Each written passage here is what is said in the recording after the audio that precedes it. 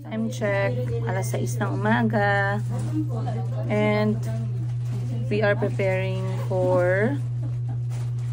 Good morning, Palawan! Hindi mo na ako one of the most incredible at must-see places sa Pilipinas. Bakit ngayon lang tayo nakapunta dito? Pero it's better late than never. Diba?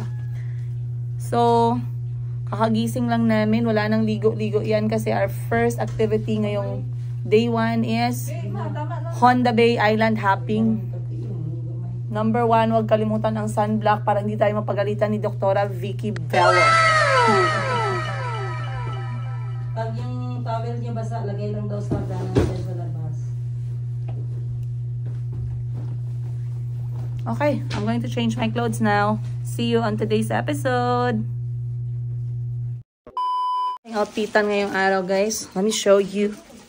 Okay, so I am wearing my blue swimwear. Ayan, swimwear na tayo.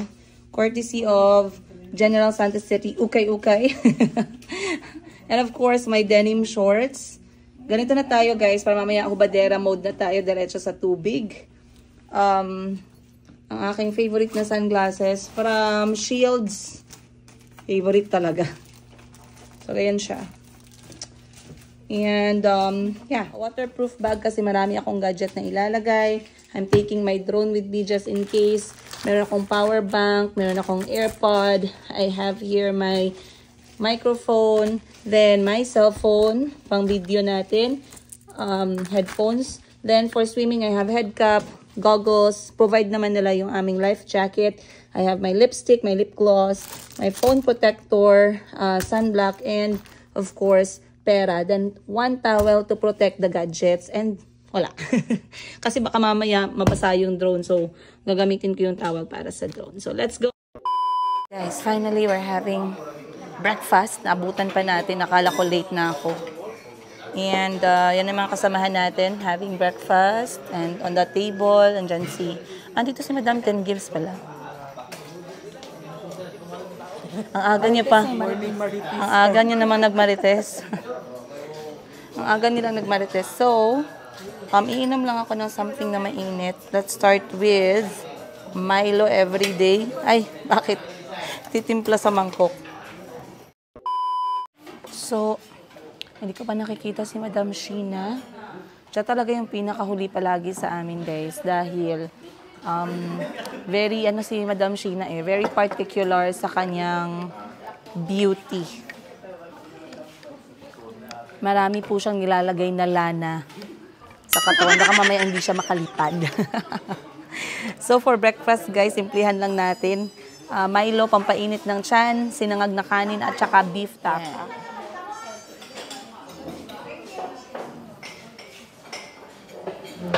Alright. Naghiwalay na ako sa mga kapatid ko sa pagkain muna dahil punuan na yung kanilang table. What's an accommodation without breakfast store at without checking what they have in their menu for the free breakfast? So let's go check it out. Nandito tayo ngayon sa kanilang breakfast table and we are once again at Marian Hotel ng PPS or Puerto Princesa. So let's start dito sa mga light breakfast. So, first, they have pineapple juice para sa mga mahilig mag-juice umaga. Pampainit, gatas, kape, Milo para sa mga bawal mag-caffeine. Siyempre, hindi mawawala ang bahala. Walang labing, basta may saging. And buhay nating mga Pinoy ang pandesal. So, you can actually get your jam here. Meron naman silang nilagay. Mainit na tubig, toaster. And for the heavy breakfast side, merong champurrado.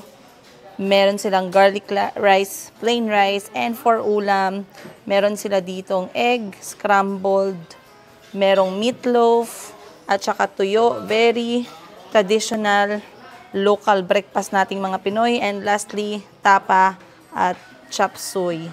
So as you can see, guys, your option is actually quite big. Kapag dito kayo nagstay sa Marian Hotel, meron naman silang maraming pagkain, hindi lang itlog, hotdog at kanin. So, very good tayo dyan. Hindi pala siya gaanong kalakihan na hotel. It's just 3 floors. We stayed sa 2nd floor.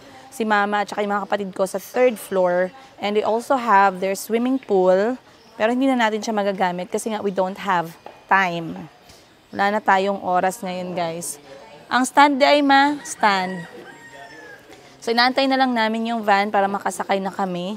Hindi ko alam, guys, lately, madali ako magutom. Pero pag nandiyan na yung pagkain, hindi naman ako kumakain ng marami. Of course, please come with us on these episodes this week as we discover Palawan, the beauty of Palawan, the food. The food. The places, the must-go-to and must-see hotspots ng Palawan. At kung hindi pa kayo nakapunta dito, sana itong mga video namin na to ay makatulong sa inyo para mag-guide kayo kung is it really worth it? Magkano kaya yung dapat yung iba-budget? Saan kaya kami pwedeng magstay? Ano yung mga tips na i-share ko sa inyo based sa experience namin? Once again, lahat kami, it's our first time dito sa Palawan. We don't know what to expect. We don't have any expectations. We came with an open heart and an open mind. So we'll see you guys on this week's episode.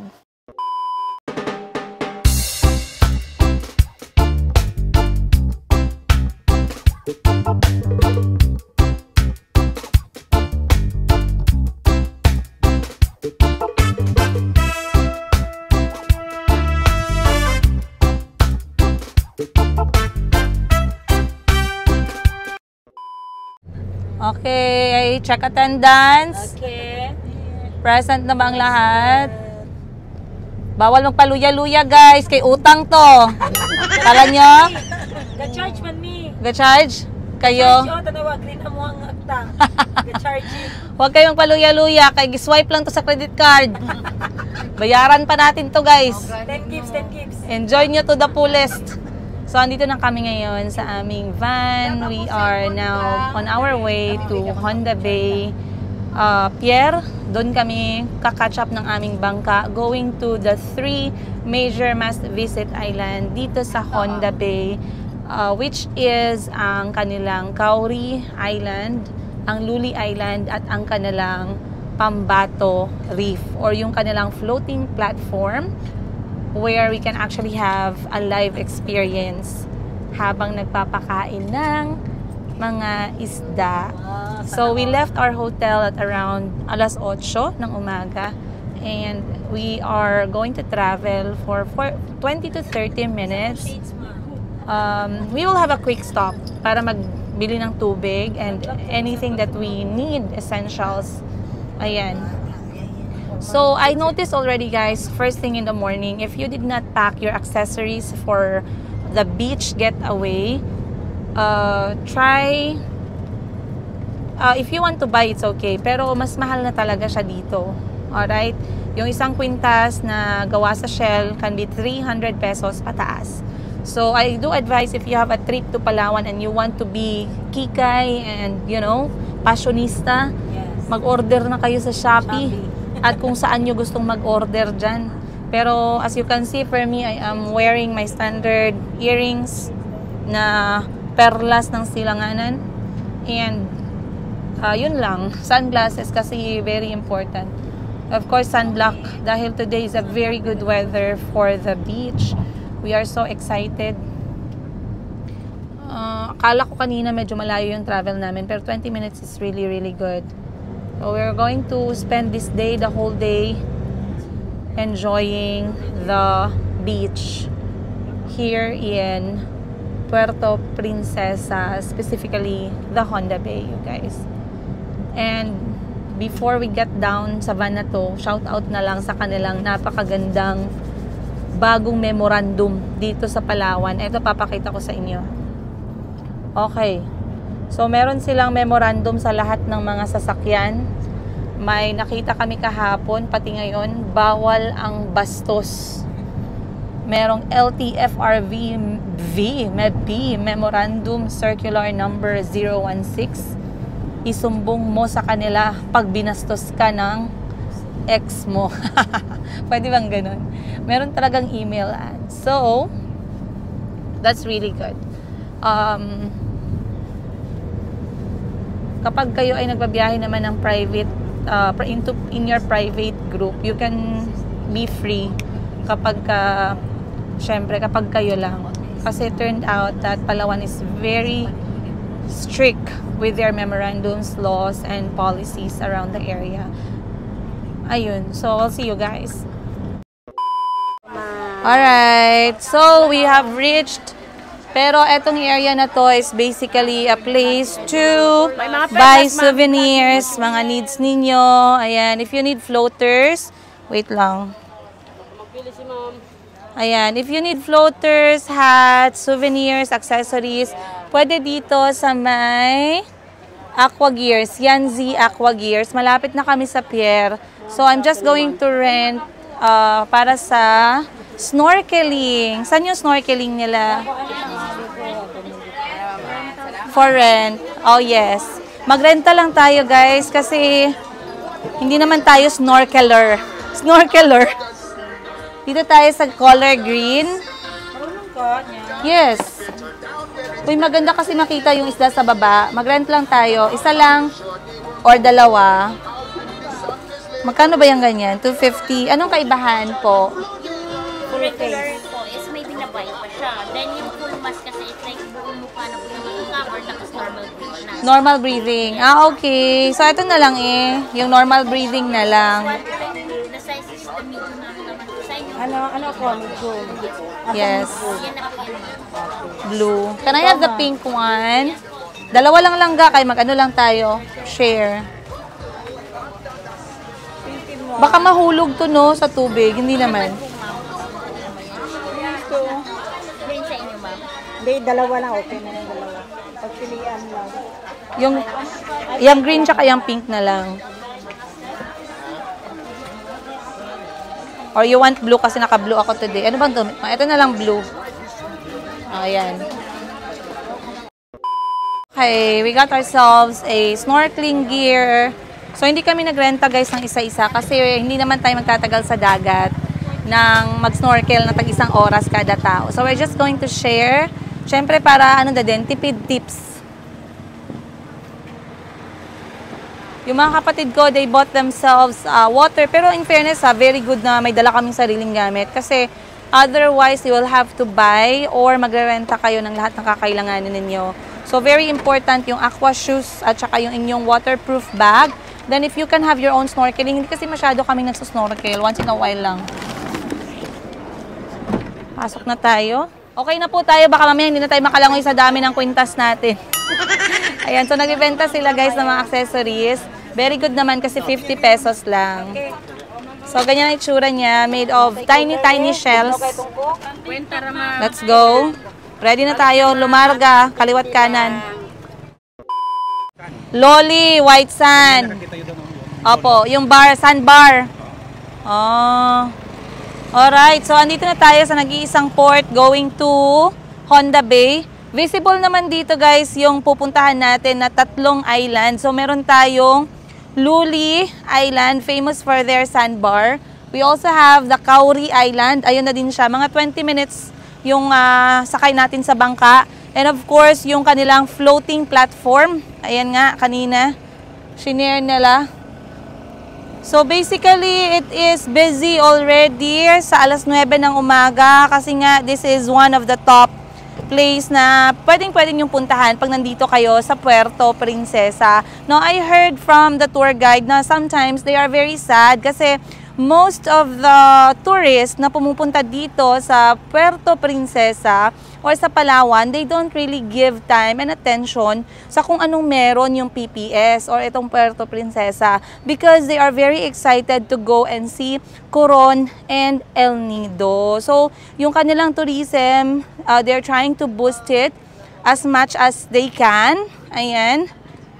And yeah, we are hoping that you guys will enjoy this vlog and see something about Puerto Princesa that will drive you to come here. Once again, this is the beauty of Philippines, you guys.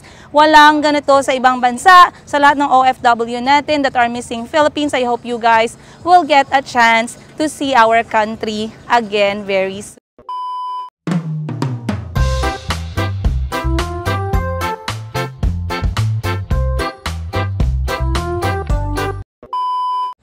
Oh, mani, mani, mani, mani!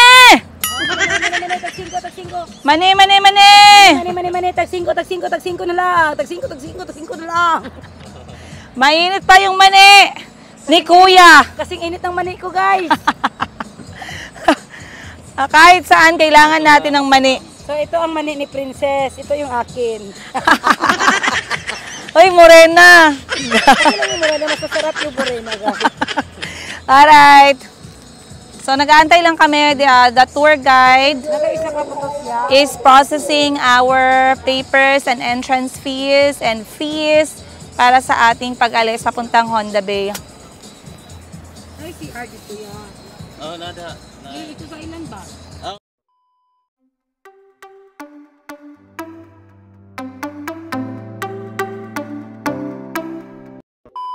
Doon na lang gilagay at saka po para ma-maintain yung ano. Pati pala cooler for rent. Yes. Okay. Ito guys, tapos mahal yung mga ano nila guys. Yung mga shoes, tag 600. Tapos sabihin namin 200 sa mall. Yes. So, in short, ang advice ni Madam Ten gives, Buy the must-have. okay, pack Buy your... the must-have or pack the must-have when you're coming in Palawan because lahat ng ginagamit mahal. Para maiwasan ninyo yung unnecessary expenses, better bring your own. Pero yung mga ano, yung mga cooler, if you need it, meron namang parenta. Sorry na pre.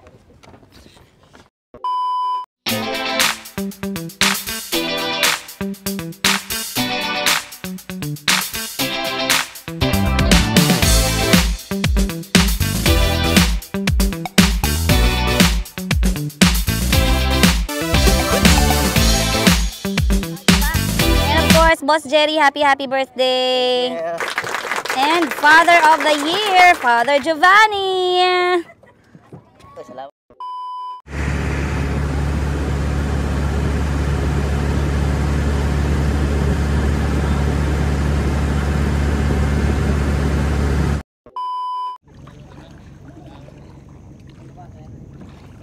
Oh, cool water. 30 minutes by boat from Honda Bay Pier. And we have reached the famous Starfish Island. So from the name itself, well known for the starfish. So mag-starfish hunting tayo. Let's see ngayon kung ilang kulay ng starfish yung makikita natin. Ang nakita ko before kina Ate Budgie, dun sa Balut Island, I found the blue one, the red one, the orange one, and the brown one. And the blue one was so nice. So, dito titingnan natin anong klaseng mga starfish yung makikita natin, guys. Let's go! Oo. So, welcome to Starfish Island. And as you can see, sobrang tahimik ngayon. Wala masyadong turista. But let's see kung ano yung view ng Starfish Island from bird's eye view. Magpapalipad ako ng drone and of course, I'll share it with you guys. So, let me know how it goes. I'm excited. Pero kinakabahan pa din ako sa pagpapalipad ng drone kasi hindi ako laging nagpa-practice. Kaya, ayan, I have my gear right here. Let's go.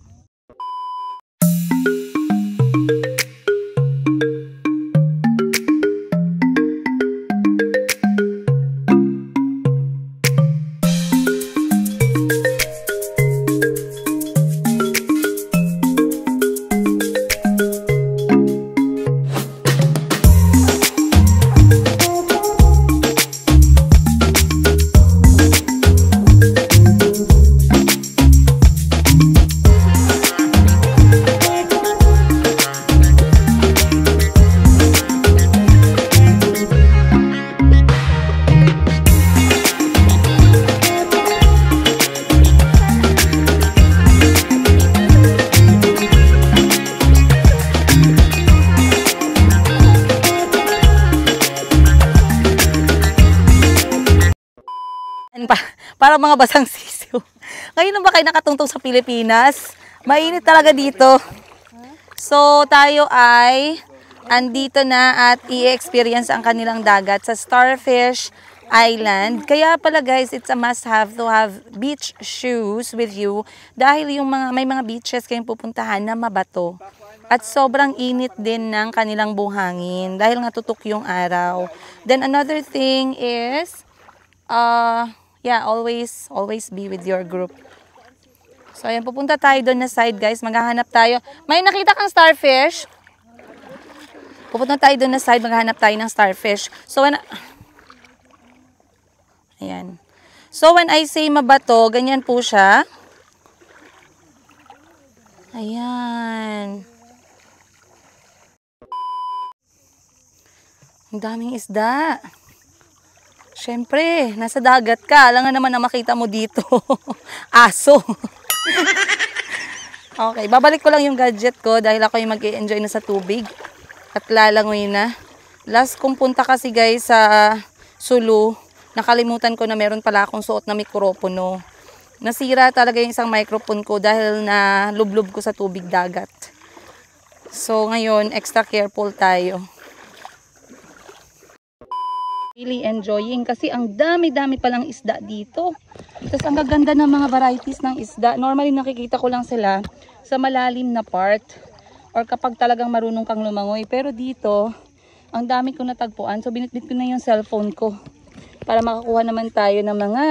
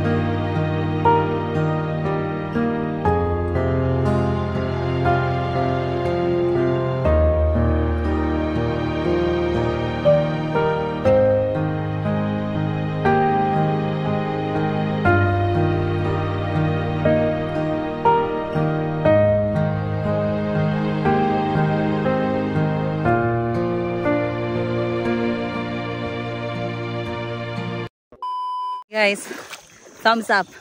Such an amazing experience. Iba pa din pag nakikita mo yung mga yung mga isda in their most natural habitat. And to watch them from the sea. Overwhelming. So I really tried my best to get short video. Sana nag-enjoy kayo dyan. Nakita ko andun si Dory yung bluefish. Pero mag-isa lang siya. Pero mabilis siya, masyado siyang mailag. Kaya hindi ko siya nakuna ng steady na shot. Pero napanood ko siya kaya goods tayo dun. So babalik na tayo ngayon sa cottage. And then we'll see you more on today's episode. Guys, day 1 pa lang guys. Kalmahan ninyo. Doon nahangul kami guys. And we welcome ourselves in Starfish Island! Take 2. And we welcome ourselves in Starfish Island! Wow, ganyan. Ayan, na-effort ko sa vlog ko kahit hindi ko kayo binabayaran. Pasan ko. So guys, for lunch, nag-order si Madam Ten Gives ng mga seafood. Of course, top of it is merong alimango, meron tayong sea urchins, merong saang, at ano yung isa dyan? Yung isa is Oyster and wasay-wasay. Pampautog ito lahat guys. Pampautog yan kasi alam nyo naman. So, Bawal si Princess dito guys. bawal daw ako niyan, pero okay lang. Huwag mo damihan sis. Okay lang, masariling sikap lang siya guys. Patay ka lang ako matapag-anan mo ha.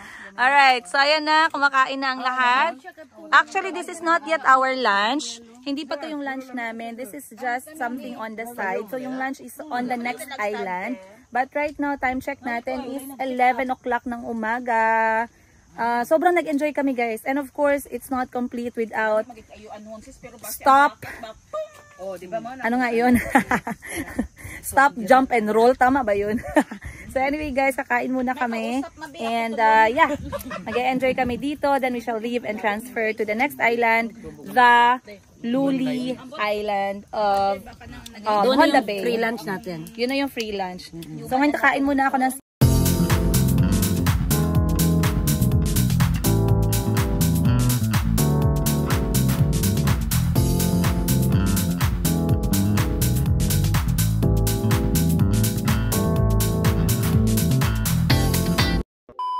meow. Kantayin mo muna. 1, 2, 3, go! Meow, meow, meow, meow. Meow, meow, meow, meow, meow. Meow, meow, meow, meow. Sismis yun sila. Meow, meow, meow, meow, meow. Hindi nyo napunggan ang sismis eh. Wala, gigahilog lang papas. Gusto mo ni guys, Pilipino kita? Ay, nagtira pa kayo guys. Labi ka namin usay-usay. Coke pa sis. O, kuyawan ni mother. Oy, mura mag-16 ang lawas. Tawa-tawa sis. Nagay-gayos imo ha. Nanay ko guys, subadera na. May afam ba dito? Bugaw na namin yan. Ayun sis. 3,000 lang. 3,000 na putok guys. Ang bayad lang sa kinain namin ngayon. Baratuha sa mama. Oy. Sino to nagatawag sa akin? Mamaya na kayo magsingil ng utang guys. Dina-enjoy ko pa gani yung inutang ko sa inyo. Hindi yan, home credit yan sis. Ano? Pre, magsikag joke anak niya. Seryosoho na po na sa mga basher. Gani. Oh, seryosoho Pero na. anong ginagawa mo sis? Ganyan ka ba pag nag-travel ka? Yes, dapat mag-aligpit tayo para maano natin ang environment. Kasi mamaya, pagkatapos ng mabaho, sabihan naman ng makalat. Wow, grabe sila magkain guys, oh. Walang tapon. Ay, may tapon pa pala konti. Pero we are now cleaning up kasi iiwan na natin ang starfish. Iiwan na natin ang Starfish Island. kaya yun, nakuha niya din sa 3 ticks. Good job. Nag-enjoy ka ba? Sobra. Kung Anong may enjoy pa sa enjoy, enjoyes. Enjoyesment. Enjoyesmenting. Ano mo? Anong score mo? From 1 to 5. Must visit ba ang Starfish Island ng PPS? Dahil sa seafood, a must. Oh, at saka mura Super talaga mura. Asan na yung pera natin? Binayad na nila? Okay na. Okay. Pero mura. Pero, Mura na dahil free luto na guys. Hindi ka na makakita ng ganito. so eto, isang tray ng crabs, isang tray ng shell, isang tray ng oyster. Magkano lahat ang That is binayad? only 3,000 pesos. Ba, galing. Diba? Sarap. Binenta mo pala yung kwintas mo para makapagbayad ng pagkain. Prenda mo na guys kasi magta-travel si Madam Tankis. Alright guys, let's go. Maraming salamat. Let's go to the next stop na. And here we go.